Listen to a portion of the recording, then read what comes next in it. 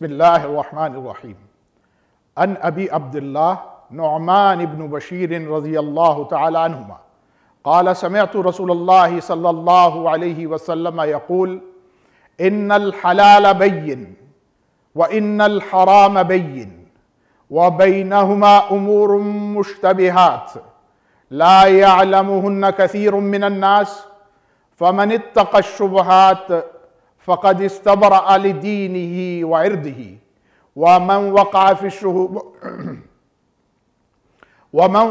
في الشبهات وقع في الحرام كالرائي يرعى حول الحمى يوشك أن يرتع فيه ألا وإن لكل ملك حمى ألا وإن حمى الله محارمه ألا وإن في الجسد مضغة إذا صلحت صلح الجسد كله وإذا فسدت فسد الجسد كله ألا وهي القلب رواہ البخاری و مسلم۔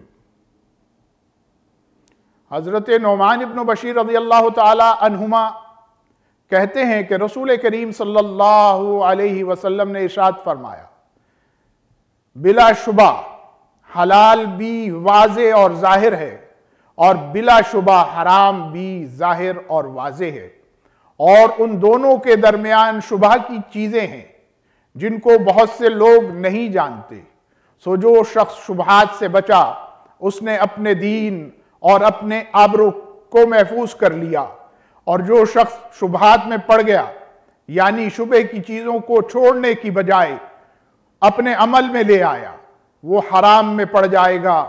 جیسا کہ چرواہا اپنے ریوڑ کو کسی کھیت کی باڑ کے قریب چرائے تو ان قریب ایسا ہوگا کہ کھیت میں سے اس کا ریوڑ دوسرے کھیت میں چرنے کے لیے چلا جائے گا۔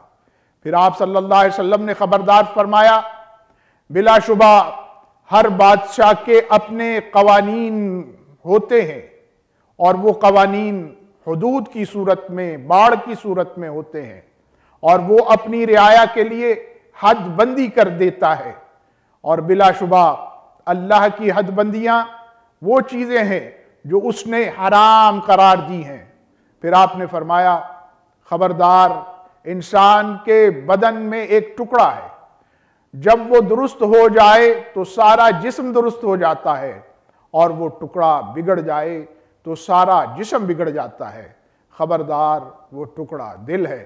اس کو بخاری اور مسلم نے روایت کیا ہے۔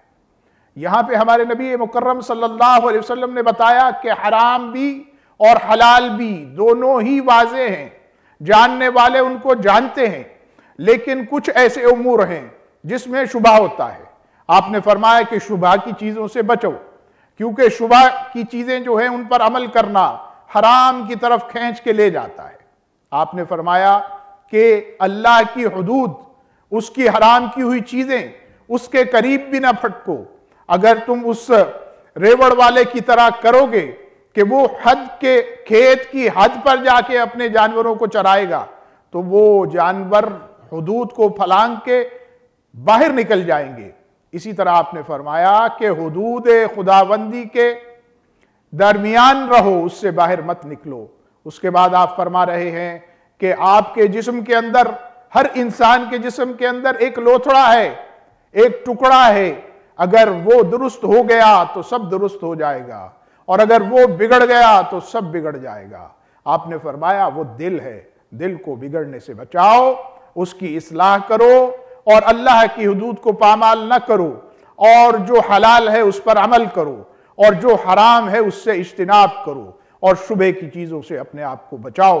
اللہ ہم تمام مسلمانوں کو اس پر عمل کی توفیق عطا فرمائے۔ وصلی اللہ علی نبینا محمد وعلی آلہ وصحبہ اجمعین۔ اللہم صلی علی سیدنا محمد وعلی آلہ وصحبہ وسلم۔ اللہم صلی علی سیدنا محمد